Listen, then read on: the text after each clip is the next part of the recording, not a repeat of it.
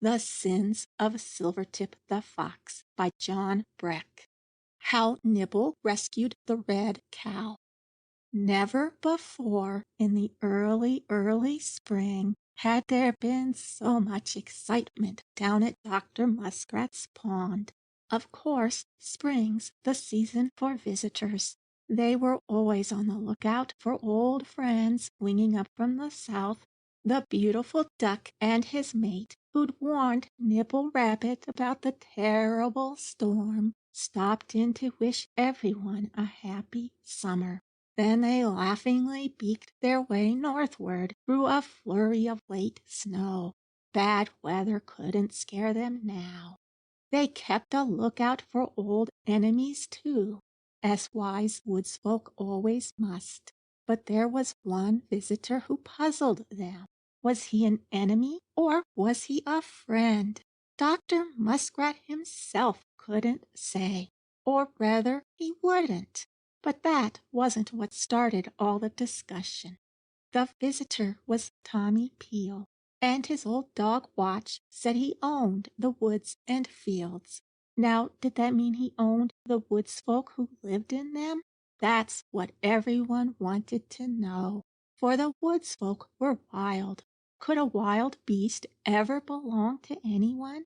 Dr. Muskrat had never heard of such a thing. "I certainly wouldn't mind," chirped Chewy the Chickadee. "I get a full crop most every time I see him." "I guess you'd mind if he locked you up like he did Nibble," remarked Chick Jay. "That's what it means to belong to him." "No, it doesn't," contradicted Nibble. He really knew more about the little boy than anyone else. He hadn't liked being locked up, but he did like Tommy. "Watch says I belong to him just the same out of my cage as I did in it, and he feeds me just the same, too." "Humph!" sniffed Dr. Muskrat.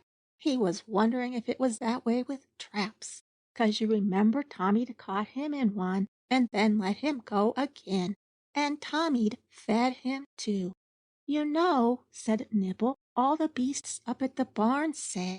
And then for the first time he heard the swishing in the bulrushes behind him. "Ow!" he squealed, and he jumped, for the starry eyes of the cross red cow came peering through them. Swish went Dr. Muskrat through his hole in the ice. Flutter went the scary wings of Chewy the Chickadee, and even Jake the Blue Jay, who isn't afraid of many things, went off with a startled squawk, while Nibble Rabbit dashed through a tunnel he knew in the quail's thicket. But you know Nibble. First he's scared, and then he's curious. As soon as he was safely hidden, he stopped to listen. "Stupid beast," he said to himself. "Why couldn't she have waited until we got done talking?" "Moo!" lowed the red cow in a troubled voice. Nibble came creeping back again. Pretty soon he sat up and stretched his neck to get a good look at her. "What are you doing here?" he demanded. "Is anything the matter?"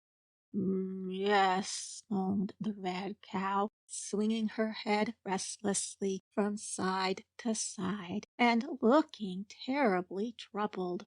"I don't know just what it is, but I'm all afraid. Isn't there any place where wolves don't come, or men?" "No man comes here," said Nibble, "'ceptin' only Tommy Peel, and he's just a little one." Then, because the red cow looked so unhappy, he burst out cheerfully. "Come on, I'll show you where you can hide even from him." But she looked at him very doubtfully with her near-sighted eyes. No, no," she hesitated. "You haven't forgotten that I tried to kill you when you hung that flapping thing on my horn."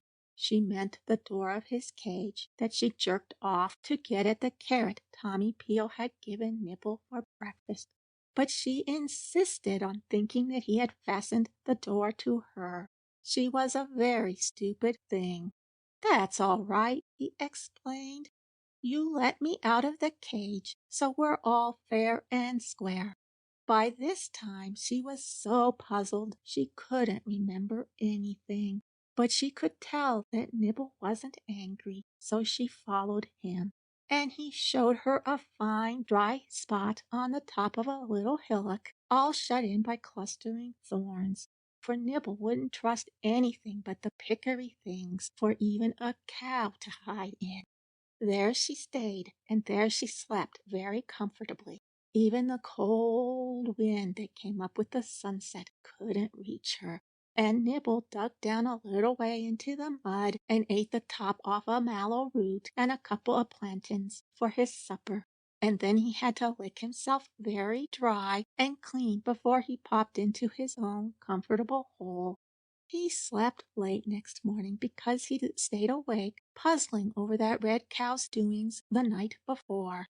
But as soon as he had washed his face, he set out to find her, for he'd thought of a lot more questions to ask.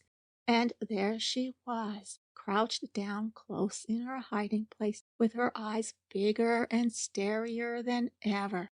"Shh!" she snorted through her wide, windy nostrils. "There was a man, but he didn't see me at all." End of chapter 1. Chapter 2 of The Sins of Silvertip the Fox by John Breck. Why Tommy most lost his temper. "Nonsense," said Nibble Rabbit. "There wasn't any man. They don't come here. You must have had a bad dream."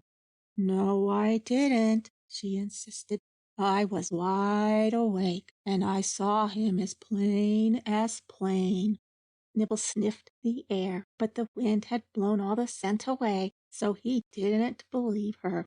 When he turned to her again, she was trying to eat the twigs that she could reach with her long tongue. "Hey, don't you know better than that?" he demanded. "You'll get pickers in your mouth, and what's much worse, you'll feel awfully queer and sick inside of you. Dr. Muskrat says you should only eat that tree for medicine." Nibble felt very wise and grown up beside this foolish cow. She wasn't really wild, and she wasn't really tame. Poor beast! No wonder she was scary.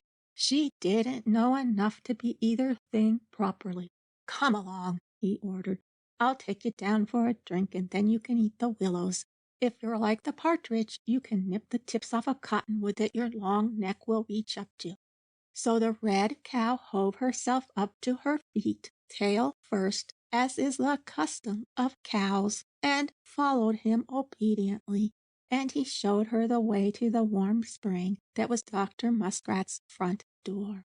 It was a good thing he was polite and let her drink first, for as soon as she began dragging her clumsy toes in the muck to spread them far enough apart so she could get her nose into the water, clang went the cold, steely jaws of another trap. She jumped back, snorting and waving her tassely tail while she cocked her eyes to try and see it. But Nibble wasn't paying any attention to her. He was thumping and bumping as hard as ever he could with his soft furry feet and calling, "Dr. Muskrat! Dr. Muskrat! Dr. Muskrat!"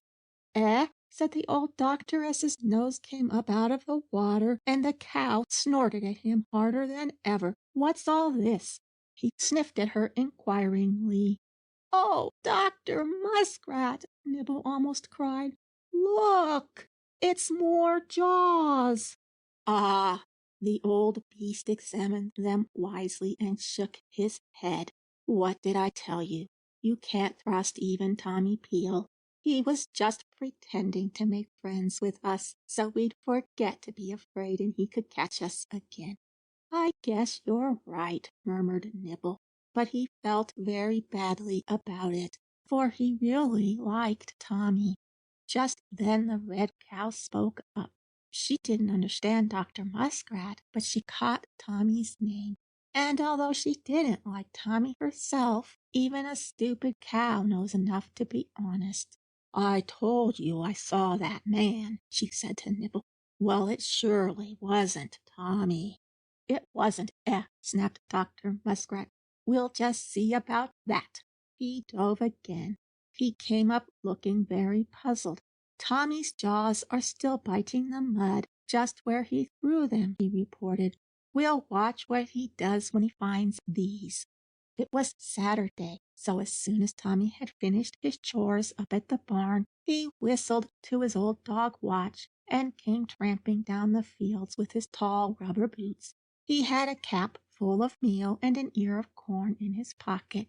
Yes, and he had a nice lump of fat for Chewy the chickadee and a string to tie it to a branch with. But Nibble didn't come running to meet him. He was crouching back in the reeds with Dr. Muskrat, and the red cow had lumbered off to her own hiding place in the thicket that Nibble had showed her. "Come, Bunny, Bunny," called Tommy in his nice voice that fairly made Nibble's feet itch to run to him. He crept up softly near the warm spring so as not to scare his muskrat. Then he saw the footprints, the big ones of the red cow and the little ones of Nibble Rabbit, and the paws of Dr. Muskrat with his toe gone, for now it was healed so he could step on it. And there was the trap, sticking right straight up where the cow's clumsy foot had jerked it. And wasn't he angry? Just wasn't he? He was the crossest little boy in all the woods and fields and the houses too, because someone was trying to catch his very own wild things that he was trying to make friends with. The trap was chained to a bulrush stalk, and he yanked it right off, stalk and all. He was so angry.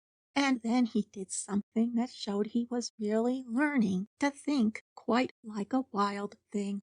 It was just what wise old Dr. Muskrat would have done if he hadn't been so troubled deep down inside that he forgot about everything but Tommy. He trailed the footsteps of that other man and found 2 other traps right in his own woods. Clang, clang! He had given each of those cold steel jaws a stick to bite on. Then he rooted up their chains and tied them all together. Crash! They went plump down into the mud beside his own. "Yah, yah, hooray!" barked Watch. He thought that anything Tommy did was perfect. And he wagged his big wavy tail so very hard that at last his tail wagged him, and he waltzed around and around. And then Nibble came bouncing up with his ears in the air, and Dr. Muskrat waddled after him. But Dr. Muskrat stopped at the very edge of the reeds because, you know, he and Watch hadn't made friends. Still, he looked very kindly at Tommy, and he came out in a great hurry to get his meal when Tommy moved away. But Watch nearly scared him when he turned round to ask, "Nibble, do you know where I'll find that red cow?" End of chapter 2. Chapter 3 of The Sins of Silvertip the Fox by John Breck. The Red Cow's Secret. Nibble Rabbit was so surprised at Watch's question that he stopped eating. And he was eating the delicious meal that Tommy had brought, so it was a big surprise. For that was just the question he didn't know how to answer. He'd hidden the red cow himself. She was trusting him. How could he show where she was when she was specially hiding from Tommy? "I know," said Nibble at last, "but it isn't fair to tell. Why do you want her?" "Why, I want her because we keep our cows in the barn, not in the wet woods like you silly wild things," Watch answered, smiling.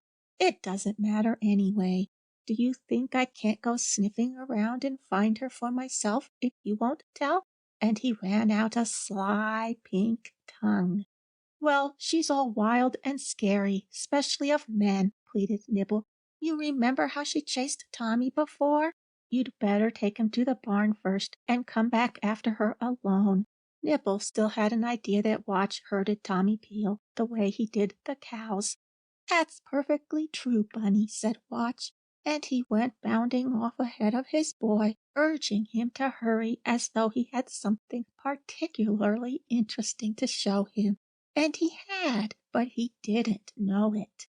As soon as they had finished the meal Tommy had brought them, Dr. Muskrat went off to sleep on his sun-warmed stone, spread out flat with his paws hanging over the edges, and Nibble went lippity-lippity up his tunnel in the thicket to tell the red cow Watch was asking for her. He heard the strangest noises as he came along, but they weren't sad and scary. She was talking to someone in a new voice, very soft and gentle, very loving and happy. "Who's there?" Nibble called. "Red Cow, can I come?" "Come quick, quick," she lowed. "Isn't it lovely? That's why I was afraid. I came here to hide so that no one could take it away from me." Then she added in her new voice that wasn't meant for Nibble at all, "Lie still, wee thing." Nibble poked his head through the pickery things and peeked at her, and he saw what she was talking about. It was the cunningest little red calf, with a white spot in the middle of its forehead. It had bright black eyes, wide open, and it perked a pair of wide round ears at Nibble. Then it tried to get up on its spindly legs, but they were pretty shaky. "Does it seem all right?" asked the red cow. It was her first calf, and she wasn't quite sure what to do with it. "It seems very queer," said Nibble honestly. "Of course it did to him, because baby rabbits are blind and haven't any fur. Can't I call Dr. Muskrat?" He was wondering, too, whether he oughtn't to call Watch and Tommy. "Yes, go call the doctor," said the red cow. "You just ought to have seen Dr. Muskrat wake up when he heard Nibble squeal for him so excitedly. I'm coming," he called in his high, thin voice, and he flopped along through Nibble's tunnel as fast as ever he could, for his webby paws aren't meant for running. "What is it?" he asked, and then he saw the little calf, and it sniffed its turned-up nose at him with the cunning pink tongue tip showing. He walked all around it, inspecting it very carefully. It seemed strange to him, too, because baby muskrats are born as blind and helpless as baby rabbits. "Is there anything the matter with it?" asked the red cow anxiously. "I think not," he said sensibly, "excepting that it's pretty cold and shivery. You must lick it hard and get its blood to circulating." So she licked and licked it, and her tongue was very strong and very gentle, because that's one of the things all cows' tongues are made for. And the baby calf grew livelier and livelier, and pretty soon it got up on its spindly legs, waving its little tail that was still too new to have a tassel on it. "Now what'll I do?" asked the red cow. "Eat it," advised Dr. Muskrat. So she did, though it took quite a little coaxing to show the silly baby how to find what he wanted. But the milk was trickling from the corners of his little mouth in about 3 minutes, and then wasn't he happy? "Let me say, madam," began Dr. Muskrat in his most professional tone, "that is the most remarkable youngster I have ever attended." You see, he was only used to bunnies and muskrats and field mice. But the red cow heaved a great sigh of pride when she heard that, and just wasn't she the happiest cow in the world? "Nevertheless," went on the doctor, "this is no place for it. You should have a nice quiet hole for it. There's nothing in the woods big enough for you. I believe the barn is where you ought to be."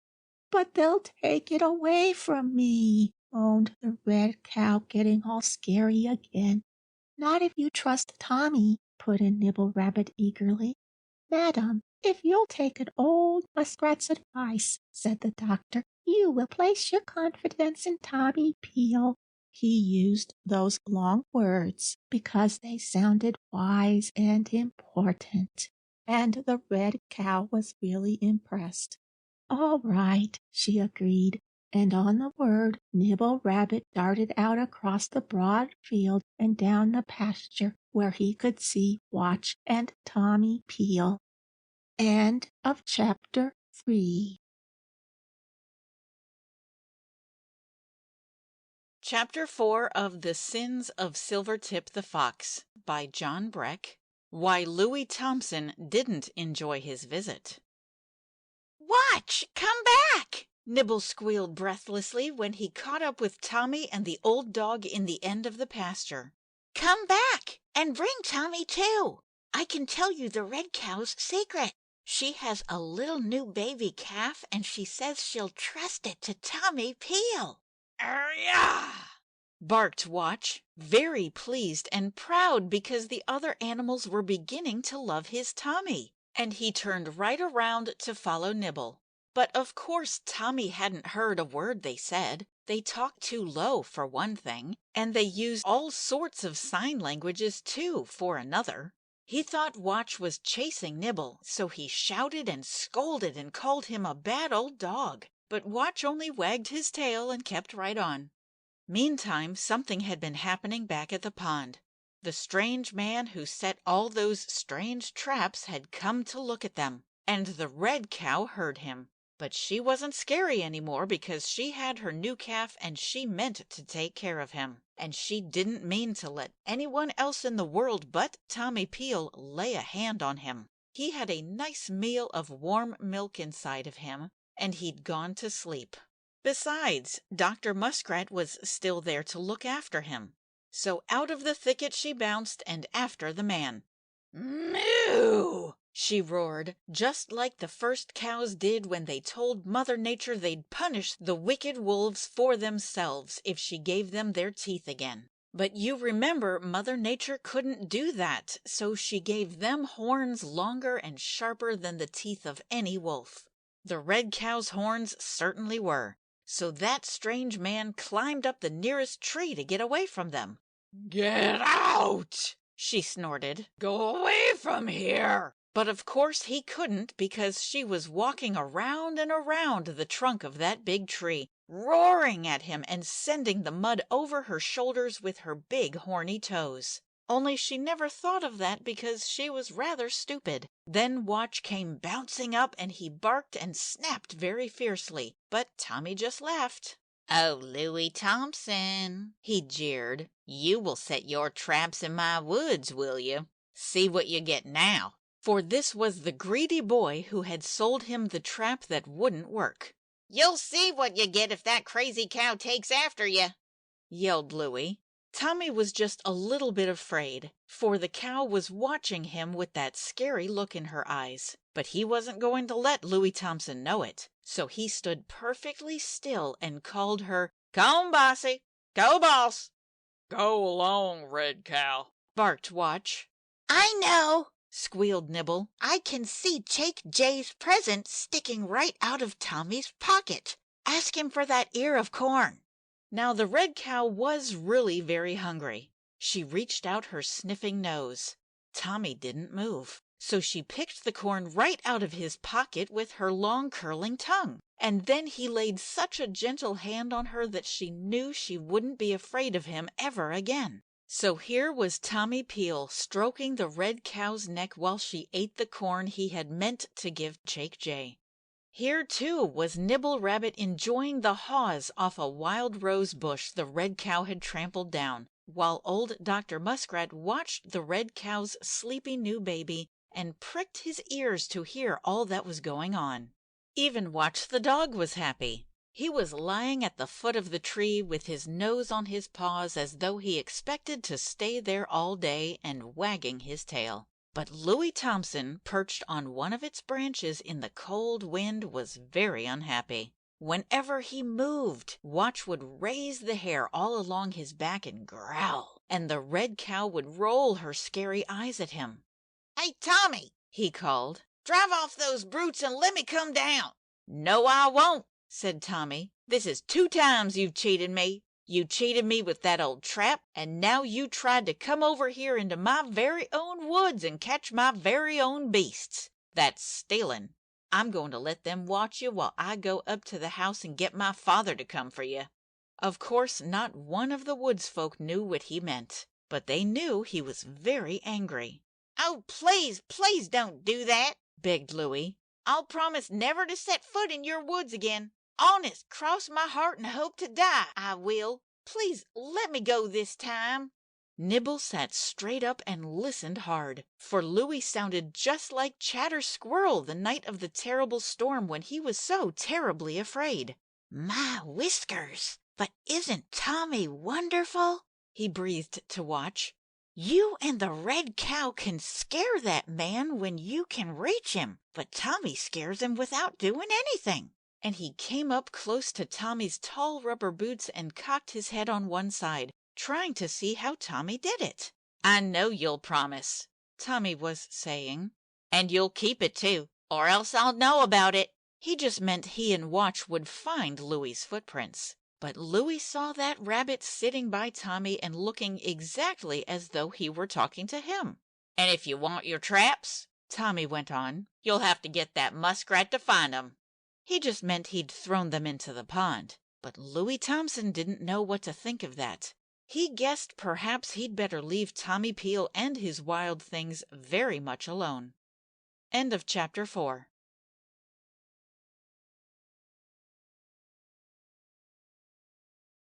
Chapter 5 of The Sins of Silvertip the Fox by John Breck. Nibble tells one secret and hears another. Now when Tommy Peel followed Watch back to the woods, it was because he thought the old dog was chasing Nibble Rabbit. Then he made up his mind Nibble had warned Watch about that bad Louie Thompson. He never dreamed Nibble had whispered a secret that belonged to the red cow. So as soon as he had made Louie promise to behave, he whistled to Watch and began to lead the red cow away so Louie could climb down. Well, right then the red cow remembered that secret she had to show him, so she insisted on leading him. She fairly galloped around the end of the thicket, with Tommy running after her in his tall rubber boots and Watch bounding after him. But Nibble took a short cut through his tunnel, and he met Dr. Muskrat coming to meet him. Climp, clump, went a sound outside. "What's that?" asked Dr. Muskrat. Nibble peered along the ground, and he could see Louie Thompson's boots moving very fast. "It's that man!" he exclaimed. "He's running like Silvertip the Fox did when the red cow took after him." "Fine!" chuckled Dr. Muskrat. "He'll never bring his wicked jaws back here again, and we can thank Tommy Peel for that." Then there was another sound. "What's that?" asked Nibble, and Dr. Muskrat laughed, for it was Tommy Peel squealing with surprise because he'd found the secret that belonged to the red cow. A calf! Oh, the cute little thing! So Nibble and Dr. Muskrat both crept back down the tunnel to watch what was going on. The calf raised his head and looked at Tommy. Then he got up on his shaky legs and sniffed at him, because Tommy was a strange beast with a strange smell, and even a baby knows enough to be careful about strange things. But when he touched his little turned-up nose to the hand Tommy held out to him, he smelled his mother. You know Tommy had been stroking her, so the foolish little rascal put out his little pink tongue, trying to lick Tommy's fingers. And wasn't his mother pleased, because they were friends the very first thing. Watch led the way, and Tommy walked beside the red cow and helped to steer her wobbly-legged calf all the way up to the barn. And the baby kept trying to kick up his silly little heels the way Nibble used to when he felt playful, and he just would run splash into all the puddles and bunt and wriggle when they caught him. The red cow kept getting prouder and prouder every step, but even she was glad when they got safely home with him. Nibble went with them as far as the pasture. Dr. Muskrat was enjoying a nice, sweet flag root, the first one he'd dug that spring, when Nibble came loping back again. And he was the messiest rabbit you ever heard of, and so cross and disgusted. "That bad baby!" he complained, beginning to clean the mud spots off his white shirt front. "He wouldn't do anything I told him to. And then, the first time I wasn't looking, he danced in a puddle and splashed it all over me. From whiskers to," he craned his neck about to look, "to tail, he all but drowned me." "You don't have to tell me that," said Dr. Muskrat, and his fat sides were shaking with laughter. "I've eyes to see with. You're as wet as ever you were when I fished you out of that pond there. For you remember how Nibble tumbled right into the water, he was so frightened, the first time he ever saw the kind old muskrat. And then," Nibble went on indignantly, "the impudent little scamp sniffed his little turned-up nose at me because I was spluttering." "You can't expect a calf to be born with manners, can you?" soothed Dr. Muskrat, "especially if it belongs to the red cow. But, as I told her, that's the most remarkable youngst." He flattened his ears, ready to dive, for a shadow came swooping down, and he was expecting the marsh hawk back any day. But it was only Chake the jay. "Hello!" he piped. "Who was she, and what did you tell her?" And he pounced on an acorn that was half buried in the ground. "The red cow," answered Dr. Muskrat, "has a little new calf who's the most remarkable youngster I've ever seen." And he was going to tell Chake all about it, only didn't Nibble Rabbit just interrupt and tell it all himself? Just didn't he? He was that puffed up because he was the first one to see it that he couldn't wait. He described how bright its little eyes were, and how it wriggled its tail like Chatter Squirrel does when he's in a temper, and everything there was to tell about that red cow's red baby with the white star in his forehead and the turned-up nose. And all the time Nibble was forgetting to clean his fur, and the mud spots showed worse than ever as the wind dried them. But Nibble was too busy talking about that very same bad little beast who had splashed them on him. Chake was preening and tucking in his feathers every once in a while. He didn't have his new spring coat yet, so he was very particular over his old one. Presently he noticed Nibble. "By the worm in the acorn, Rabbit, what's happened to you?" he wanted to know. Do you think Nibble would tell on that red cow's bad baby? Not at all. He just said, "Oh, I wasn't looking. You don't know what the walking is this spring." Then he got very busy with his mud spots, and Chake flew away. Giggled the doctor. "What do you really think of the red cow's calf? What you told me about it, or what you told Chake?" "I mean," said Nibble shamefacedly, "that I'm going up to see it tomorrow morning." And off he hopped to his bed. He woke up early, before the darkest night had begun to melt into the gray of dawn. He yawned sleepily and rolled over. My, but that hole of his was warm and comfortable. Suddenly he jumped up and began to scrub his face with his paws. In about 3 minutes he was down by the pond, thumping for Dr. Muskrat. And weren't the doctor's eyes all sleepy when he poked his head out of the water? "Oof!" he shivered. "What do you want at this hour of the night? Spear me with an icicle, but this pond is cold. If one of the woods folk is found frozen to death, the saying is that he's been speared by an icicle." "Come along," said Nibble. "I'm going up to the barn to see the red cow and her bad baby." "What do you take me for?" snorted the old doctor. "Don't you forget that Silvertip the Fox is living there? Gimlet the Woodpecker said so. I can't run like you can, and there isn't any water for me to dive into." "I forgot," apologized Nibble. "Well, you just be careful," warned the wise old beast, "and you come straight back and tell me all about him." So off went Nibble, creeping about among the puddles. He dove into the brush pile for a minute because he heard 2 birds talking, but they were only little downy Mr. and Mrs. Screech Owl, smaller than Bobby Robin. "I tell you it's too early for nesting," one was saying. "Not if Silvertip keeps on leaving all that nice food for us in the fence corner," insisted the other. "He scarcely eats half of what he catches, and chickens are the best eating in the world for our owlets. we wouldn't have to do any hunting." "So," said Nibble to himself, "Gimlet was right. Silvertip's catching Tommy Peel's chickens." He sniffed carefully about the haystack, and sure enough there was a nice nest that smelled of Silvertip. It's almost the same smell as the seeds of the crane's bill, as the woods folk call wild geranium.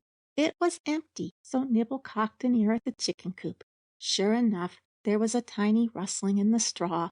As he sat there listening, he heard the scared shout of a pullet. "Squawk! Squawk!" And that was all. Silvertip had throttled her. Bounce! Down he came from the perch, and slam! Out he slipped through the little back door his snoopy nose had learned how to open. But Nibble didn't dare call watch for fear Silvertip would hear him. End of chapter 5. Chapter 6 of The Sins of Silvertip the Fox by John Breck. A game of tag in Tommy's barn. You know about Nibble Rabbit. First he's scared, and then he's curious. He was scared when he heard Silvertip catch the pullet, and he was still more scared when Silvertip trotted past in the mist, splashing softly in the puddles, with the poor chicken hanging from his jaws. But when Silvertip suddenly stopped and sniffed Nibble's own footprints by the haystack, he was the scaredest little rabbit in all the fields and woods and the barnyard, too. Just the same, he could see Silvertip say to himself, "It's too wet to follow that trail. I'll keep an eye out for bunnies around here as well as birds." And Nibble said to his own self, "Bunny, that fox will have to do some looking." Then Silvertip picked up the chicken and trotted on. Of course, Nibble took a long breath when he had gone. That gave him time to grow curious. "I wonder which fence corner those greedy little screech owls said he hid his food in," he thought. "Watch would like to know." So he peeked around the end of the stack and listened. Silvertip was away out of sight in the mist, but his feet went splashing off to the very corner of the broad field where he used to sleep under some elderberry bushes. Yes, and sometimes he'd catch the birds who came there for berries. Oh, that Silvertip was certainly clever. "Now," Nibble thought, "it's safe for me to hunt for the red cow." She wasn't in the milking barn, but he could hear her baby not far away calling his mother to get up and give him his breakfast. And the more he listened to that naughty little calf, the more he wanted to see it again. So he crept down the line of scary, twitchy tails past the very last one. Then he came to a narrow lane, all sprinkled with dried clover leaves. Pretty soon he had to squeeze under a door into another part of the barn. It was much brighter than the milking barn, because there was a hole in the wall at the far end. There were 3 box stalls, and he could hear the little calf in the last one. He hopped up on a bale of straw and ran along the top of the partition until he could look in and see him. There that naughty little beast had got tired of calling his mother and bunting her, so now he was trying to kick her, and Nibble thought he was cunninger than ever. Of course, the red cow was pleased to see him and full of talk, but Nibble was getting curious again. After a while he said, "Red cow, I can see the trees moving outside, but there isn't any wind in here. Why is that?" "Why, I never thought about it," said the red cow. You remember she was always a little bit stupid. "I'm going to find out," said Nibble. He hopped carefully along the partition to the window, and if ever a rabbit looked foolish, it was Nibble when he snubbed his twitchy nose against it. He was puzzled. None of the woods folk could imagine such a thing as window glass. "What is it?" asked the red cow, wagging her big ears. "Ice," guessed Nibble. "No, it's not either." He was trying to taste it with his licky little tongue that he uses to wash his shirt front. "It doesn't taste like the drops that freeze into my fur, and it isn't wet, but it's cold." And right then he learned some more about it. For you know Silvertip had seen the bunny's footprints. "Chickens are all right," thought the bad fox to himself as he trotted along. "but I'd a great deal rather have a nice tasty mouthful of rabbit." So he hid the pullet and came galloping back to find Nibble. It wasn't long before he saw the bunny's trail going into the door of the milking barn, and he could smell plainly on the dry wood floor exactly where Nibble had gone. So Silvertip went sniffing quietly down the long aisle behind the rows of cows. But they smelled him. Help! Watch! Wolves! Wolves! Help! They bawled, and they all tried to kick him. Now Silvertip was afraid to run out past their heels, so he had to follow Nibble's trail under the door into the barn where the box stalls were. And there he saw Nibble perched on top of the partition, sniffing at the window with his back turned. Up jumped Silvertip onto the straw bale. Down jumped Nibble into the stall beside the red cow. "Arr!" whimpered Silvertip excitedly and jumped after him. You never heard such a commotion, for the red cow began to roar and aim her horns at the fox, and Silvertip had to do some lively dodging. He'd just managed to scramble back on the partition when Watch came squeezing under the door. There wasn't another place for the fox to turn, so he ran straight for the window.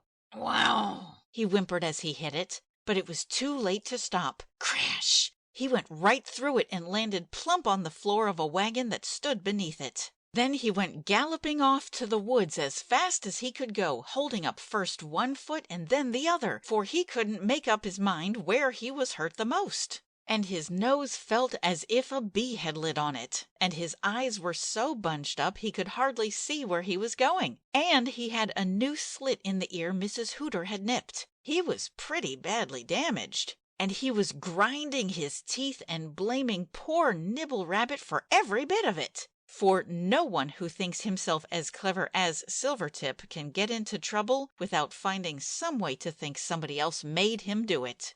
Help! Barked Watch excitedly. And then, of course, Nibble knew he was perfectly safe, and he wanted to come out from under the red cow's manger where he had hidden to see what was happening. But the naughty little calf was so excited he was dancing around and bunting at everything in sight. His mother had to give him some more breakfast before he'd stand still a single minute. By that time, Silvertip was way off down the pasture and Watch had squeezed under the door again. He was bound to catch that fox, but he knew more than to go jumping through windows after him. So Nibble just hopped up on the manger and from there onto the high partition and stretched out his inquisitive nose where the glass had been. There wasn't much left for him to snub it against, I can tell you. And the wind blew through it so hard that it laid his ears flat back. What is it? Demanded the red cow. She was learning to be curious too, and that's the first step to being wise and sensible. It's awfully hard, Nibble answered. I can bite ice, but I can't bite this. Just then, who should open the door but Tommy Peel with the red cow's breakfast. Right away, he saw the glass was broken, but he wasn't angry at all. He just said, "Did you do that?" But he picked up every bit that had fallen inside so folks wouldn't cut their feet on it. And then he went around to pick up what was outside too. And he found some blood and a big tuft of Silvertip's hair on the wagon box. "Phew," he whistled. "Bunny, this fur isn't any of yours, nor that footprint either. You just wait until school is out and Watch and I'll see about this." He hadn't any time to do it then, for he had to stuff the red cow's manger full of hay and hurry fast to get to the schoolhouse before the bell rang. Have some nibble, she lowed politely, and the bunny didn't need a second invitation. His twitchy nose had been wiggling pretty fast from the first minute he smelled that delicious clover. End of chapter 6.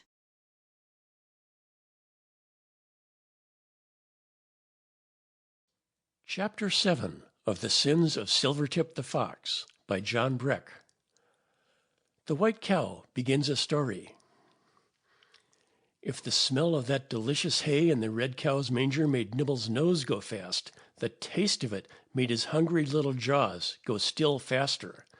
And the red cow was just about as busy as he was. Her big teeth wouldn't move quite so quickly, but she could take bigger bites to make up for lost time. They were still eating when he heard a loud snort just outside, so he jumped up on the windowsill again to be sure who it was. "Hello, Rabbit," came the White Cow's nice, fluty voice, as she saw his whiskers in the window. "I told you you'd come back again." "Oh, the red cow's got such a cunning calf in here, I just have to come," he laughed. "She has she?" mooed the white cow. "I'd like to see it myself." She was a motherly old beast, so she really did love babies. "Is it all right? That wolf who ran through the milking bars has been around here. I can smell him. Calves are what they always come for." "That was only Silvertip the Fox," he chuckled. "He's gone." Still the white cow kept shaking her head and snorting. "He's no business here. He's a wolf, and it's plain against the compact." "What compact, please, Madame Snowflake?" lowed the red cow. "Why, the compact between cows and man," she answered. "You know man used to hunt us. It must have been dreadful, for one man is wolf than a whole pack of wolves." "Exactly what Dr. Muskrat says!" exclaimed Nibble. "Well, it's true," she asserted. "Cows are all right so long as they keep all together, but you can't have little new wobbly babies in a herd because we're so nearsighted someone would be sure to step on them. So the mothers used to go off and hide them until they grew strong enough not to let themselves get stepped on. And the wolves and the men would watch out for them. No matter how careful the cows were, someone would be sure to find them. Long before they came, the mothers would get all scary and unhappy just thinking about it." "I felt just that way," gasped the red cow. "Didn't I, Nibble?" "Well, after a long time, man made a compact with the cows. He promised that if they'd live with him and give him milk and plow his fields and let him take the meat of certain ones, not the young heifers or the mothers, he'd keep the wolves away from them." "How did that happen?" asked Nibble excitedly, for he guessed it was one of those tales of the first off beginning of things. And sure enough, the white cow began. "Well, as I said, both man and wolves hunted the cows in the first off beginning. That was bad enough. But when man made friends with the dogs, who were really wolves, it was worse yet. They both knew all the tricks between them. There was a river running through the plain where the cows used to feed, and it had a rocky island standing up in the middle of it. The island was hollow as a cup and full of brush and grass, and there was only one crack in the rocks where a cow could just squeeze through to get into it. It was a secret among the cows, who only went there to raise their calves, and they were careful to walk a long way in the water to hide their trails before they crossed over to it, so the wolves would never have found it. But a man did. He was hunting cows. So were a pack of wolves, and they saw he had only one dog, so they decided to hunt him instead. They say a man is very good eating. So he ran for the island, because he knew if he could climb high up on the tall rocks, they couldn't climb up after him. He had to take his dog by the scruff of the neck to help him. And of course, when he got up high, he could see everything. The two cows who were grazing in the middle of the island, and the narrow passage between the rocks, and the wolves running around and around, looking for a place where they could get in. The cows couldn't see the wolves, but they could hear them. So one of them, who was an old cow and very wise, galloped over to the passage, and when the wolves got there, she was stopping the way with her sharp horns.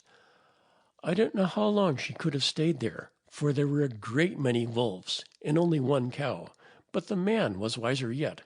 He saw a big tippy boulder that he could roll down to block the passage so nobody could possibly get in, and he gave it a big shove. Smash! It went down right in the middle of the wolves. It killed the leader and another wolf, and the rest got scared and ran away. So did the cow, for the man's dog started right after her. But the man called it back. "Come here," he called. "Stop that, you foolish thing. The wolves would have picked our bones if she hadn't helped us. That's one cow you can never kill." The dog came back with his tail between his legs, grumbling to himself. "This is very queer. It's the first time in all my life I was told not to kill anything." And of course the cow heard him, and it set her thinking. End of chapter 7.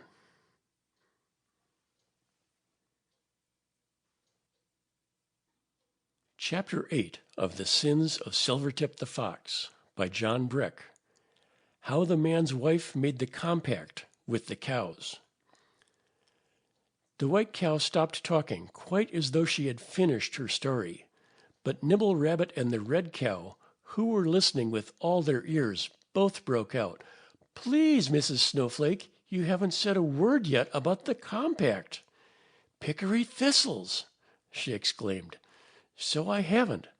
I was just thinking about it instead. Well, the man was in the middle of that little hollow island with the high rocks all around it, and so were the cows. The dog was growling because he couldn't kill the cow, and the cow was wondering why the man wouldn't let him. But most of all, she was wondering how quickly she and her calf would starve because that stone blocked up the passage. The man was thinking that too, for the cow had saved his life by keeping out the wolves. That made him in debt to her. And if a man was careless about his debts, he was sure to be dreadfully unlucky. Either he had to roll away that stone so the cow could go over to the plains to graze, and he knew he couldn't do that, or he had to bring the grass to her. Bright and early next morning, he went to bring the grass to feed that cow. He found it was lots of trouble, especially since he didn't have his wife there to help him, so he decided to bring her. He told her how nice and safe it was in the middle of that rocky island, until she got quite delighted at the idea of living there. So she packed their belongings on her back, slung their baby in front of her, and started out. She waded the stream all right, but she stopped at the big rock, which blocked up the passage. "I won't stay here at all unless you take that out of there," she said. "It's too inconvenient." So of course he just had to. And when it comes right down to having to, a man can do almost anything. But he had a terrible time. He heaved and clawed and shoved and rolled until his fingers and arms were sore. Then he picked up a stick, because it was easier to handle, and he learned how to pry that stone out of the passage. In walked his wife and began to settle their new home. Out walked the cows, and over they went to the plain to pick their own grass. But they left their calves hidden on the island, so after they had finished feeding, back they came. Then the man took his stick and pried the rock into the passage again, for fear the wolves would come back. And his wife stared at the cows, and the cows stared at his wife, but still they didn't make any compact. Nibble Rabbit and the red cow were both fairly stamping their feet with impatience, because the white cow wouldn't hurry right along with her story. But she brought a big wad of cud all the way up her long neck and stood there chewing it while she thought things over. Finally, she swallowed it and went on. "I told you the man learned to use the great stone for a gate to the narrow passageway where the cows squeezed through, but I didn't tell you how angry the wolves were about that. They were simply raging. Night after night, they gnashed their jaws and howled around those rocks, but their claws wouldn't climb them. And the man's dog would sit up on top and shout insults at them. And the two cows would snuggle together in the brush with their calves between them and say, 'Those wolves would have eaten us long ago if the man hadn't been here.' They got very used to the man and his family. They didn't walk way round his fire anymore or make eyes at his wife. And the calves got very friendly with his baby. But his wife used to look hard at them.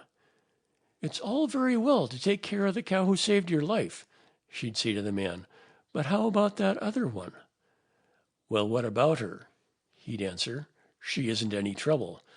'She ought to pay for being taken care of,' insisted his wife. 'It's all very well for this year, but next year those calves will be grown up, and there will be new ones, and will be all cluttered up with cattle.' She thought and thought. At last she caught up her biggest clamshell and walked down into the thicket where the cows stood, and the dog went with her. 'Old cow,' she said, 'you can live with us forever and ever, because you stopped the passageway with your horns when the wolves were trying to get in to kill my husband.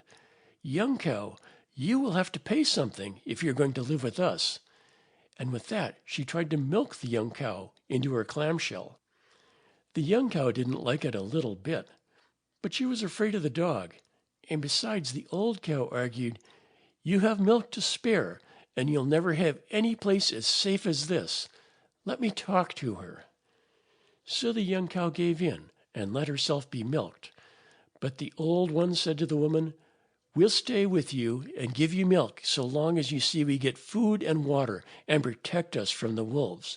But the minute you don't, we'll go off and be wild again, and you'll be no better off than you were before." "Agreed," said the woman. "The dog will be our witness." So that was the beginning of the compact. The cows settled down to live with the man and his family. But after the woman was gone, the wise old cow said comfortably, "It's spring now. She doesn't think how much trouble it will be to feed us through the winter." "Wasn't that old cow clever?" exclaimed Nibble admiringly. The white cow snorted. "She was wise, but that woman was wiser.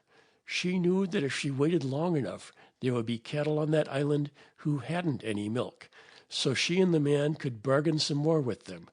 They had to carry loads and pull plows. They even had to let the man kill certain ones.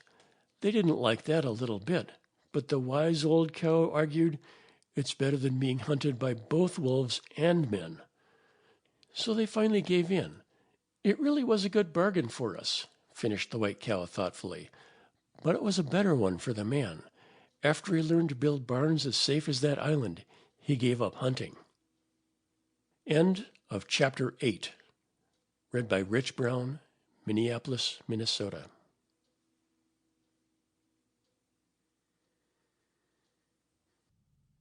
The Sins of Silvertip the Fox by John Breck. Chapter 9. How a Bunny Undertook to Hunt a Fox. Madam Snowflake swished her tail thoughtfully for a moment. Then she went back to chewing her cud as a sign that her story was all done. "My horns!" exclaimed the red cow. "That's awfully interesting." "Yes," drawled the storyteller, "but can't you see how worrisome it is? If Tommy Peel lets wolves go galloping through this barn, we'll have to go wild again. It's in the compact. That's what I've been trying to explain." "No," the red cow moaned. "I don't want to go wild. I won't go wild again. I've been wild once, and I like being Tommy Peel's tame cow ever so much better." "Nonsense," interrupted Nibble Rabbit, sitting up very straight. "It hasn't anything at all to do with you cows. Silvertip's no more of a wolf than Watch is. Besides, I am the only one he was chasing. He won't come back again unless I do, and I won't come until there isn't any Silvertip to chase me." "Ooh," teased the white cow. "What can you do to Silvertip?" "Wait and see," said Nibble, and off he set. But as he ran, he said to himself, "Silvertip's very big and clever. Whatever can I do to him?" For a while he was just about the most thoughtful bunny that ever flopped an ear. He'd made the white cow a great big promise, one no grown-up rabbit would ever have thought of, and he had to have help about it. He was pretty glad, I can tell you, when he saw Watch scouting about the pasture with his nose to the ground. "Have you found where Silvertip went to?" Nibble asked when the big dog stopped to speak with him. "No," said Watch in a discouraged tone. "There was a mist this morning, and it's washed away all the scent. But what do you want of Silvertip?" "I've got to help you catch him," murmured Nibble. "You!" exclaimed Watch. "You must be as crazy as a chickadee. Has anything bitten you? You know dogs are terribly afraid of being bitten by a crazy beast. It makes them go mad, too." "No, but I promised the white cow that I wouldn't come back to the barn while Silvertip was alive to chase into it after me. And I won't stay away from the red cow's baby forever and ever. Something's got to happen to Silvertip." "I wouldn't want him chasing me if I were you," Watch agreed. This sounded more sensible, but I don't see what the white cow has to do with it. She says Silvertip is really a wolf, Nibble explained. And if Tommy Peel lets wolves come right into his barn, whether it's calves or rabbits they're hunting, the cows will have to go wild again. That's in the compact between cows and man in the first off beginning. Whirr, Watch growled thoughtfully. So it is. But that's my trouble, and the cows and Tommy's. It hasn't anything to do with you. Suddenly Nibble remembered something and quoted, "By dusk and by dawn you shall travel alone, and all troubles are yours excepting your own." That's my fortune. The stars told it to Dr. Muskrat the day I left home. I understand, Watch nodded wisely. Well, the trouble about all this is that I can't explain it to Tommy, and we need him. What can you do to Silvertip? Except give him a stomachache from eating too much rabbit, eh? I can see where he is and what he does. I know how he gets into the chicken coop and where he hid the pullet he stole this morning and the feathers from all the rest he's been stealing. How? When? Where? Barked Watch excitedly. We don't have to tell that to Tommy. We can show it to him. Quick, Nibble! How did Silvertip get into the chicken coop? Tommy'll be home from school any minute. So Nibble took him around to the little back door. That fox is certainly clever, sniffed Watch. He's gnawed the hook right off. I've smelt him around here dozens of times, but I never thought of looking inside of the coop for him. Then he lifted it with his nose, just as Silvertip had done, but he was too big to crawl in. It was Nibble who squeezed through and took a hop on to the soft straw of the chicken coop floor. Then he sat up to sniff around. The hens were scratching busily, but the rooster was dozing off a full crop on his perch. Nibble poked his nose into a box of feed, and the bird next to him went, "Cut, cut!" That woke the rooster. He opened his eye and caught sight of Nibble's whiskers. I'm Chanticleer," he crowed, "and you're the rascal who stole my beautiful young wife's Specklefeather this morning. You're the one who took Striped Wing, the best-setting hen ever a rooster owned, and dear little red wattled Minorca, and all the rest who've been snatched from my perches. Your time has come. I'll show you." And he flapped down and began to peck poor Nibble and kick him with those long spurs roosters wear on their legs. Wait a minute, Nibble cried, but the rooster wouldn't listen. Then a voice behind Nibble called, "Here, here!" and he darted under the perches and squeezed into a dark nest beside a hen. "There," she clucked. "That old bully never comes here. It isn't proper for a rooster to come into the nesting corner. Poor Striped Wing. She used to set in here most of the time because he was so cruel to her. And he killed our son because Minorca was in love with him. I wish the fox had taken him." Nibble peeked out again and saw the rooster strutting around as though he'd really done something grand, calling on the hens to admire him. And now he could hear Watch shouting, "Come along, Tommy! Come quick!" In a minute more he was barking outside the front door, and Tommy opened it. "What's the matter?" asked Tommy. Out hopped Nibble Rabbit. "However did you get in here?" gasped the little boy. And with that Nibble slipped through the little back door as neat as you please. Maybe Tommy didn't whistle, and maybe he wasn't still more surprised when he saw the hook all gnawed. But maybe he wasn't maddest of all when Nibble and Watch took him across the field to Silvertip's fence corner, all full of feathers, with poor dead Specklefeather lying in the middle of it. "The fox!" Tommy exclaimed. "Old chicken thief, he ought to be hunted with a gun." "That's all right," Watch wagged his tail. "Now Tommy'll find the gun and a man to shoot it. But we'll have to find Silvertip so they can shoot him. I'll sleep in the haystack and watch the barn, and you see if he's hidden in the woods." So Nibble cocked his own little puffy tail and laid back his ears and scuttled through the cornfield, because the first one he meant to ask was Dr. Muskrat, and it didn't take much thumping to wake the doctor. "My whiskers, but I'm glad to see you," said the nice old beast as soon as he got his nose out of the water. "I was afraid that fox had really caught you. He came down here for a drink early this morning. He was feeling pretty sick, but he said he wasn't going to do another thing until he pulled your long ears out by the roots and made a meal of you." "Well, he doesn't want to find me any more than I want to find him," said Nibble. And he told how Silvertip had followed him into the barn and jumped smash through the window, and what trouble that made for the cows, and the way he killed Tommy's chickens, and how angry Tommy was about it. "Shoot him? I wish they would," Dr. Muskrat agreed. "He's the worst beast in all the woods and fields, and we've plenty more to look out for. Slyfoot the mink and the marsh hawk are back, and Grandpop's snapping turtle is out again. But you'll have to be mighty careful. You dig yourself a root and stay hidden while I see what the birds know about him." So Dr. Muskrat asked every bird who came down to drink if he'd keep an eye out for Silvertip. That was a great many, too, for whole clouds of them were coming north on every south wind.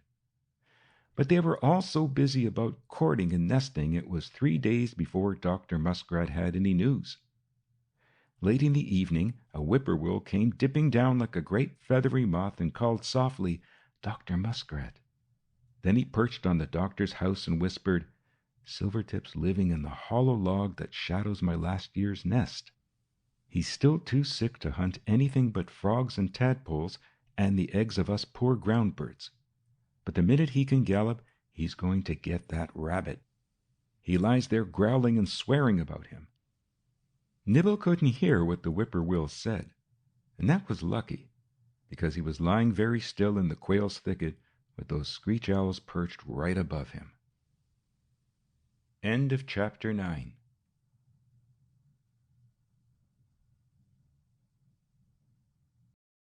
Chapter 10 of The Sins of Silvertip the Fox by John Breck.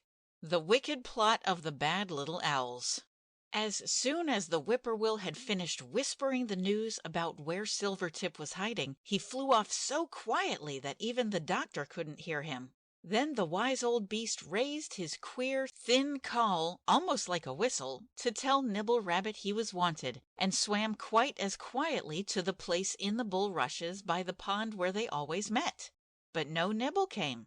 Nibble Rabbit was still hiding in the quail's thicket, listening to Mr. and Mrs. Screech Owl, who were perched right above him.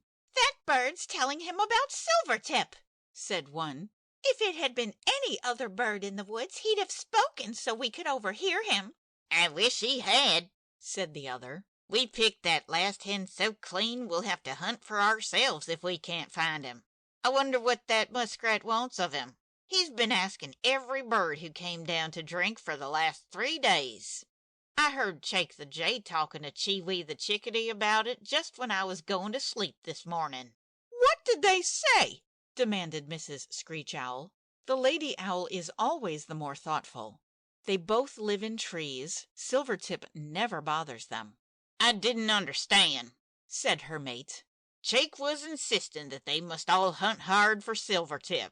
He said that it concerned every good friend of Tommy Peel's." "You pin-feathered idiot!" she exclaimed. "Why didn't you tell me that before? That explains why Tommy Peel and his dog were sniffing about Silvertip's fence corner. And that rabbit was with them. He's at the bottom of all this. Something's wrong there. I never knew a wild rabbit to be friends with a dog in all my life. If he'll do that, he'll do anything. Silvertip must be warned. We can't let anything happen to him. Besides, think how much he could do for us if he felt grateful." "Grateful? Not much. A fox is never grateful. But he'd know we were useful, and that amounts to the same thing. I wonder why that rabbit doesn't answer Dr. Muskrat." And Mr. Screech Owl flew cautiously over the doctor's house in the middle of the pond. Back he came to where his wife was still thinking. "He must have meant that call for the whippoorwill," he said to his mate. "He's gone to bed." "We must get some friend who lives on the ground to keep watch for us, too," said the lady owl thoughtfully. "Only Silvertip has no friends. He'll eat anybody." "Except an old Foul Fang the rattlesnake," said Mr. Screech Owl. "We could buy Foul Fang's service for a mouse a day. I'll do just that. And you go up to the house, not the barn, mind, and see if you can get a word with that grandson of Oofay the Rat who lives there. Silvertip's never hunted him. By the kitchen door. Now flutter." And away they went. But Nibble waited until he was perfectly sure they had gone before he crept down to talk with Dr. Muskrat in the bulrushes. And he was a pretty trembly little rabbit. He hopped very carefully, gliding from shadow to shadow like a field mouse, and the doctor never moved when Nibble Rabbit slipped in beside him. He was listening to the stars as they danced in the pool, just exactly the way he had done the night they told him Nibble's fortune. He was muttering, "Let him who is both young and wise beware the killer with lidless eyes." Yes, that's all I can make out of it, said the old doctor slowly. "Now what does that mean, I wonder?"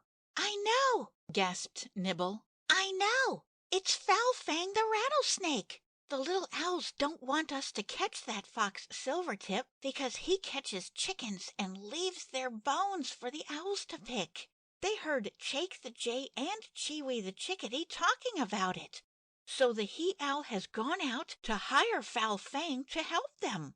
They're going to pay him a mouse a day to do it. And his wife has gone up to the house to bargain with the grandson of Oofay the Rat who lives in the walls. He's to keep watch on Tommy and warn them what he means to do about Silvertip. But they don't know where Silvertip is." "That's one good thing," the doctor nodded. "And another is that Silvertip has no friends, nor the owls either. They only work for him because of what he gives them, and they have to hire their own helpers.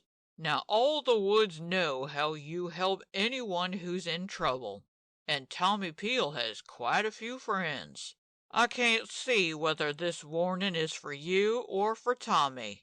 "Tommy, of course. Watch the dog says he's the cleverest boy in all the world, and Watch is his dog, so he ought to know about him," said Nibble promptly.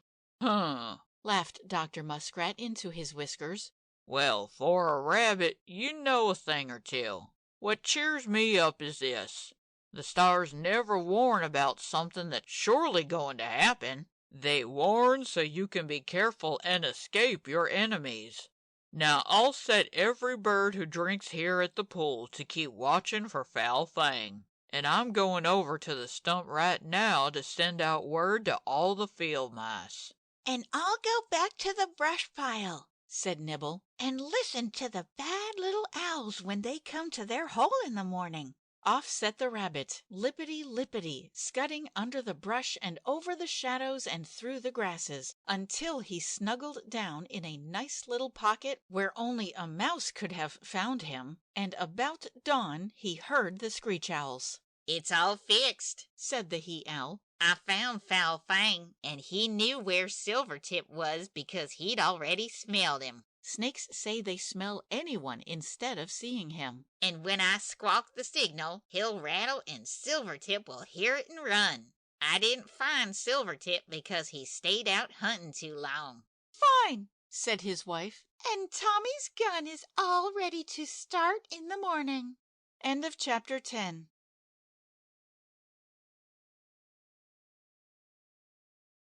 Chapter 11 of The Sins of Silvertip the Fox by John Breck.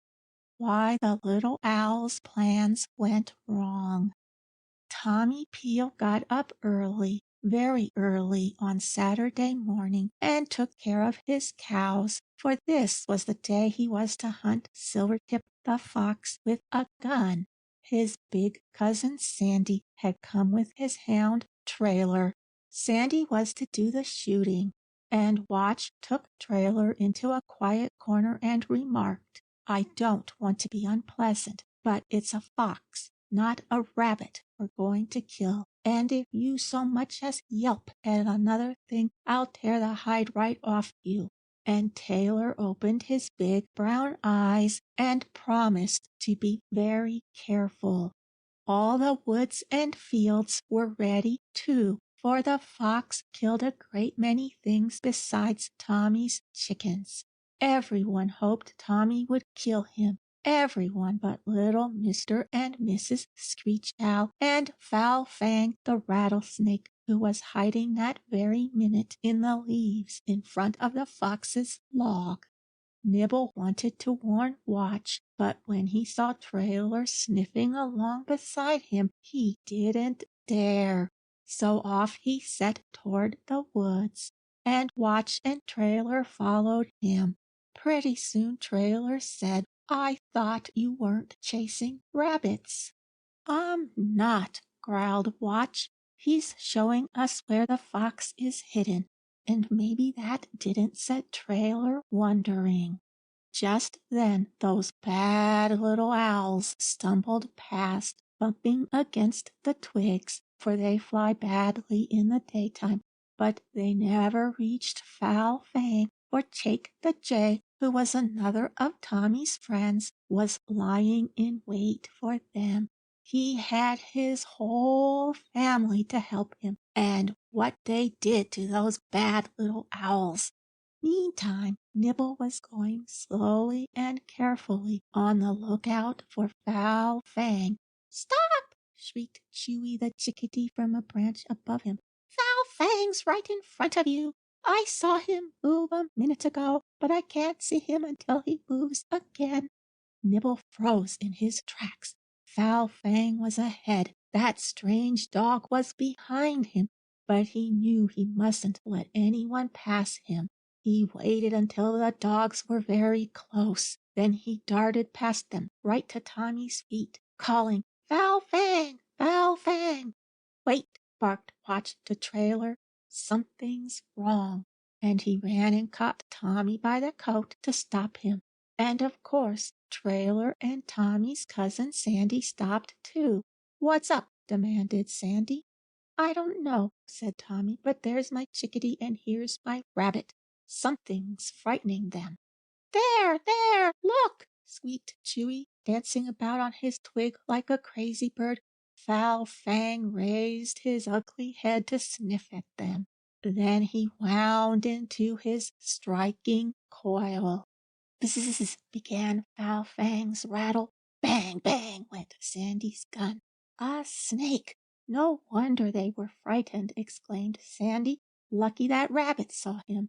"Wow, wow, wow!" bayed Trailer, for Silvertip bolted out of his log and began to run. Bang, bang went the gun, and that did scare Nibble. It sent him flying through the woods, straight for Dr. Muskrat's pool. The old doctor was out on his flat stone, but he wasn't asleep. He was sitting straight up with his round ears pricked and his whiskers stiffened, listening. Ka-flick, ka-flick came the long bounces of Nibble Rabbit. Chick-a-dee-dee-dee-dee rang out the joyful sound of Chewy just a little way behind him. Eek came the faraway squeak of a field mouse. Meow echoed one near at hand. Brr, drummed a partridge, and a meadowlark who was drinking remarked, "That's a death beat, but he isn't muffling it. Sounds as though he were mighty glad about it." Ka-flick, thump, Nibble Rabbit landed beside the doctor. "I warned Tommy," was all he had breath to gasp. But here came Chewy, his wings whirring like a hummingbird's, his eyes popping like a crawfish's, as though they had stalks to stand on. "Whee!" he screeched. "You ought to see!" "See what?" called Jake, who was hurrying by to find out what all the noise meant, and he circled back to listen. "Foul Fang!" squeaked Chewy, turning somersaults on a bulrush. "He's in 3 pieces, and his tail is cut off, and his wicked scales are squirming in the sun." "Yay!" squawked Jake, dancing on his wings. "And those bad little owls are hiding in the brush pile. I'm all mussed up from climbing in after them, but my relatives and I have picked them most as clean as the mice picked Nibble's woodchuck. I'm going back to shout the news at them. Yay!" And off he flew. "What did it?" gasped Nibble. "You silly rabbit," chuckled Dr. Muskrat. "That bang was a gun." Oh, and Nibble sat up to think. The partridge did say man could make more noise than a summer storm. He certainly can. "Why, Nibble," teased Dr. Muskrat, his shiny little eyes twinkling, Didn't you ever hear a gun? Every other creature in all the woods and fields has been waiting for that noise to celebrate the death of Silvertip the Fox. That was what Tommy Peel brought out here to kill him." "Did it?" demanded Nibble Rabbit. He knew that it pretty nearly stunned one small and scary rabbit he could tell about. "Not if it bit Foul Fang in 3 pieces," answered the wise old doctor. "That takes 2 bites, 1 for each noise. Silvertip isn't bitten yet." Shot was what he meant, but the woods folk don't use that word. "How do you know he isn't bitten?" squealed Chewy the Chickadee. He was twirling and tumbling about the bulrushes because he was too happy and excited to keep still. "He jumped right out under the nose of Trailer, that hound Tommy Peel brought to help his own dog watch. And the last I saw, he was just about 2 steps ahead of Trailer's jaws." "Shh!" warned Dr. Muskrat, and he cocked his ears. Far, far away they could hear Trailer calling, "Where? Where?" And Watch answered, "Isn't this Fox?" And Tommy Peel's cousin was shouting, "Hie out, Trailer, find him." "You see," said the doctor, "Silvertip's saved his skin this time, but we'll find him again." He was right. Late in the afternoon, Tommy came trudging along with his head down, too unhappy to listen to the thank you the meadowlarks were singing, and the one Chewy brought from the partridge. For every creature that lived or nested on the ground was more than grateful to be rid of Foul Fang. Tommy's big cousin Sandy was carrying his gun, and his dog Trailer was so tired he could scarcely crawl. Watch was tired and sheepish besides. He came down for a drink and whispered, "See where Silvertip sleeps. We'll be out again tomorrow." "I wonder how he got away," said Nibble, stamping impatiently. He'd come from eating a dandelion head in the quail's thicket to see what Watch had to say. "I can tell you," came the soft whisper of the whippoorwill, who had skimmed a drink as he flew across the pond, leaving a wake of tiny quiet ripples. "There's still deep water in the ditches." Silvertip splashed along in it to hide his trail, and then sneaked into the culvert where it runs under the woods road. The frogs say he almost drowned, but he shivered in there with only his nose out until Trailer circled past. Then he ran back in the ditch on the other side and jumped over to a tree that was broken off by the terrible storm. He climbed up the limbs to the broken stump. It's a good 10 wing beats above the ground, and curled up in a wood duck's nest. And he ate every egg she'd laid, too. Now he's coming this way. "My stars, Nibble!" exclaimed the doctor. "You can't sleep here. Warn Watch and hide somewhere up near the barn." So off Nibble ran. End of chapter 11. Chapter 12 of The Sins of Silvertip the Fox by John Breck. How Longears Heard Bad News. The minute the whippoorwill said that Silvertip the Fox was coming right back into the very woods Tommy Peel and his cousin Sandy and the dogs had just driven him out of, they knew he did it for just one reason. He was bound to catch Nibble. So that was no place for a sensible bunny. It was really pretty scary. But you know Nibble, he can't stay frightened because he's so terribly curious. Before ever he hunted himself a safe place to sleep in, he had to sneak into the brush pile and listen to the bad little owls. They were just creeping out from beneath it, where they had hidden away from Jake Jay and his family. "Are you all right?" asked Mr. Owl. "I feel better since I slept, but those jays gave us a terrible mauling." "My poor wings," mourned his wife. "I am ashamed to be seen in them." What's a lot worse, we'll have hardly a thing to fly with until our fall feathers come in, he complained. My wings aren't very bad, but I'll never be able to steer until my tail grows. I'm going to watch Chake's nest, scolded the Lady Owl, and let Mrs. Hooter drag his wife out by the claws as soon as ever she gets back here. Her owlets are out already, so it won't be long. And I'll smash every one of Chake's eggs with my very own beak. See if I don't. Mrs. Owl was still nearly crying over her ruffled feathers. No, you won't, snapped her husband. The husband, you know, is always the timid one of an owl family. We'd have Tommy Peel shooting us next. What do you think made Chake take after us, eh? He was helping Tommy. That boy wouldn't have a chance of finding that clever fox if half the woods folk weren't helping him. It's a bad thing to have any man so friendly with them. Of course it was, for a bad bird like the owl or a bad beast like Silvertip. It certainly is, she agreed. Tommy would be hunting them all just as hard as we do if it weren't for that rabbit. It's all his fault. We've got to get rid of him. Let's tell Silvertip about the flat stone where he thumps for Dr. Muskrat. Let's find his hole, said her husband. Every mouse in the woods and fields knows about it. They went there this spring for woodchuck fur to make a charm against us owls. I'll show them if it can keep me from catching one. Then we'll offer to let him go if he tells us. Yes, she agreed, and then we can eat him afterward, so he won't run and warn that rabbit. Thank you so much for all this information, said Nibble to himself. If Silvertip stays in the woods tonight, I can sleep very comfortably in the haystack. Nibble slept in the haystack that night, but he didn't sleep any too well because the news of Foul Fang's death had traveled way up to the barn, and the mice were celebrating.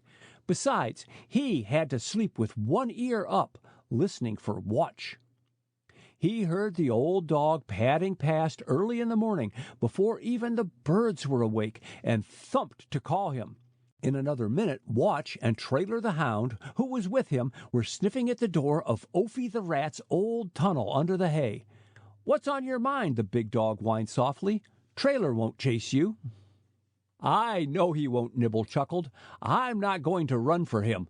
I'm going to stay snuggled up in here until I hear him busy after Silvertip." "There," said Watch proudly. "Trailer, I told you Nibble would find him." "But I don't see how we lost him," Trailer insisted. "He simply disappeared in the middle of a hot trail. I never lifted my nose from it." "The whippoorwill said he took to water and then climbed up into the wood duck's nest in the top of that fallen tree," said Nibble. "But why didn't the gun catch him? That's what I want to know."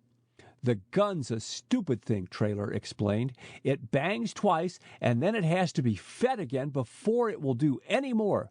He knew it was no use to tell Nibble about putting fresh shells into a double-barreled shotgun, because even Watch, who was a very wise dog, didn't understand. My man Sandy was so excited over shooting the snake that he forgot to feed it. He didn't hear me bark until Silvertip and I were out of sight in the brush, and Silvertip was gone before he found me again. That gun has to use his eyes to see with and his legs to run with, and no man's fast enough to chase a fox. That's why Watch and I think we can get him just as easily if we go out alone. "Yes, and I don't like taking Tommy Peel to meet strange snakes in strange woods," said Watch. "It worries me so I can't keep my mind on what I'm doing." "Of course," Nibble agreed. "Well, last night I overheard the little screech owls in the brush pile. My paddy paws are good for more than to scrub my ears with, I can tell you. They're so quiet even the owls didn't hear them, and they said they were going to tell Silvertip to watch the flat stone where I thump for Dr. Muskrat, or my hole. He'll be one place or the other. And please tell Dr. Muskrat I'll go around to the far side of the pool to meet him." "All right," promised Watch, and off went the dogs with their tails wagging. "I'll tell you what," growled Trailer, That rabbit is a great help to hunt with. End of chapter 12.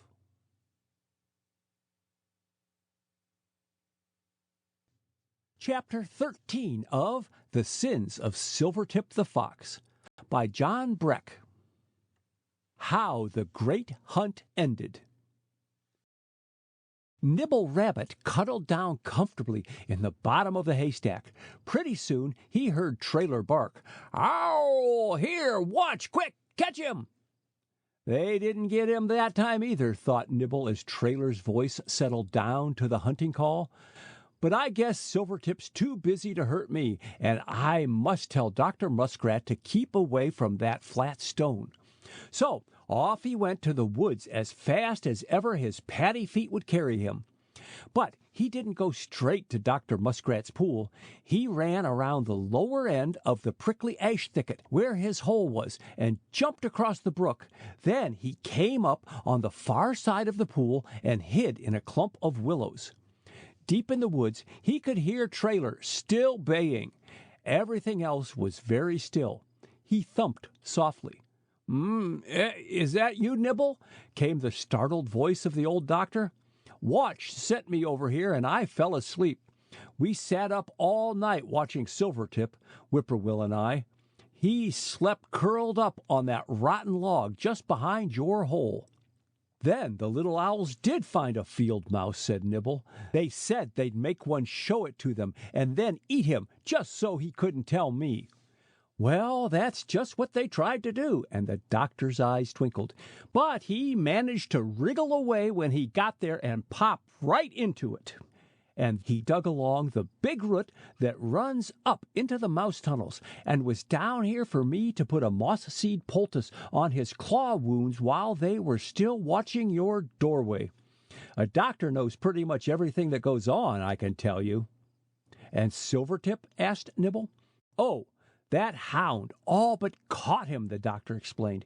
"He came sneaking out when Watch called me, and he was so busy trying to hear what one dog had to say that he forgot all about the other. He squeaked like a frightened mouse." "How exciting!" Nibble flicked his tufty little tail at the thought of it. "I had Watch tell you not to go back to that flat stone because the little owls know about it. Those bad little birds will do anything to help Silvertip. They bargained with Foul Fang the rattlesnake, and they bargained with the grandson of Ophi the rat. They might bargain with Slyfoot the mink to watch it." "There's someone watching it this very minute that the little owls didn't bargain with," answered Dr. Muskrat. "It's Grandpop Snapping Turtle. He moves just a little closer every day and then settles down in the mud, so exactly like a stone himself that even I can hardly tell the difference. He's very polite, but we'll keep a safe distance away from him. What's that?" For a shadow was floating over the old doctor's pool. Nibble and Dr. Muskrat crouched very low among the willow stems as it sailed silently above them. It was just daybreak when mice scuttle down to drink and crayfish are stiff with the night's chill, the best hunting time of the day for the marsh hawk. The woods were very still. They couldn't hear even the distant barking of the dogs. Pretty soon Nibble put up his head. "It's the whippoorwill," he whispered, flashing a signal to the bird. "He's got news of Silvertip. Do you suppose they've caught him?" He was so excited that he squirmed inside his furry skin. "We'll know in a minute," said Dr. Muskrat, as the whippoorwill dropped quietly to the ground. But he fluttered in surprise when he saw the doctor. "Great beetles!" he exclaimed. "I just saw your nose poking out of the water by the flat stone." "Not his," said Nibble. "We can't go there because the bad little owls who help Silvertip are watching it." "Yes," put in the doctor, "and so is Grandpop Snapping Turtle, who helps himself." "Oh ho!" said the whippoorwill. "I thought it was you hiding from the little owls, there in the quail's thicket." "And Silvertip?" asked Nibble. Silvertip's too clever for those dogs. He's got away, said the whippoorwill sadly. I know just how you feel. It's awful to know he's always after you. But you did me a good turn when you found that rattlesnake and showed it to Tommy Peel. And Tommy did me a good turn when he shot it. I'll help you all I can. Only when a fox is smart enough to run along the top of a fence to hide its trail, what dog will ever catch him? There's just one thing sure, said Dr. Muskrat. He'll catch himself with his own cleverness one of these days. Listen, breathed the whippoorwill. He's come back to the brook on his own trail. Now he's walking in the water to hide his footsteps while he crosses to the quail's thicket to see if the little owls have found Nibble. Isn't that smart? Ka-splash, ka-splash, ka-splash, ka-splash, went the cautious feet of the fox. He was wading up the other side of the pond, nearer and nearer to the flat stone. Ka-splash! He was right beside it. Ka-splash! Yah! He screamed. A trap! Here! Whoa! Whoa! Let go! Let go! He snarled, biting the thing that gripped his leg. Then, slowly, surely, they saw him dragged deeper and deeper into the pool. Oh! Gasped Nibble. How awful! That was Grandpop Snapping Turtle. Lip, lip, lip, sang the ripples against the shore. They broke in rings around the poor fox's nose as it disappeared. They traveled clear across to the farthest shore, where Nibble Rabbit and Dr. Muskrat were crouching in the willows, and they whispered, "Silvertip's gone." Poor Silvertip, gasped Nibble. I wouldn't have minded a bit if the dogs had caught him, but to be drowned, ugh! And he shivered. That's all in the way you look at it, answered the doctor. You're used to the idea of having something run you down and kill you. But we muskrats are quite used to the idea of being eaten by snapping turtles. If I'm not clever enough to get away, it doesn't matter to me which gets me in the end. But he's terribly dangerous, Nibble insisted. I should think you'd be afraid to dive into the same pond with him. We must catch him. We can get Tommy to help us. There's no need of that, argued the wise old beast calmly. I've grown up in this pond, and Grandpop Snapping Turtle has been paddling around in it every summer since I was born. He has never troubled me because so far I'm smarter than he is. When I get old and stupid, perhaps he will. But then, why should there be anything to catch us? Persisted Nibble. Why can't we make a compact with them, like the cows made with the dogs? Or why can't we make a compact with man to help us kill them? Then it would be like Mother Nature meant to have it in the first-off beginning. You forget that they both were Mother Nature's own children to start with. Even she can't make a compact with the things that come from under the earth like Grandpop, and those are the worst enemies we have. Besides, I think even Mother Nature has changed her mind about that first plan. Now she is growing something she never thought of. What's that? Asked Nibble, trying hard to guess. Brains! We're learning to think. You're safe enough if you know all your enemy knows, and then think for yourself besides. It's only when he's cleverer than you are that he can catch you. If we had no enemies, we'd still be as stupid as plants. No, stupider, because they had to learn to take care of themselves too. I see, said Nibble slowly. Silvertip was safe on land because he was smarter than anyone else. He got caught when he took to the water because Grandpop Snapping Turtle knew more about that than he did. Exactly, agreed Dr. Muskrat. It was perfectly fair. Look at man. He had the most enemies and the least help from Mother Nature. Now, no one can hurt him but himself. He still has that much to learn, but he's wiser and safer than anyone else in the world, and his enemies taught him. The end. End of Chapter 13. End of The Sins of Silvertip the Fox by John Breck.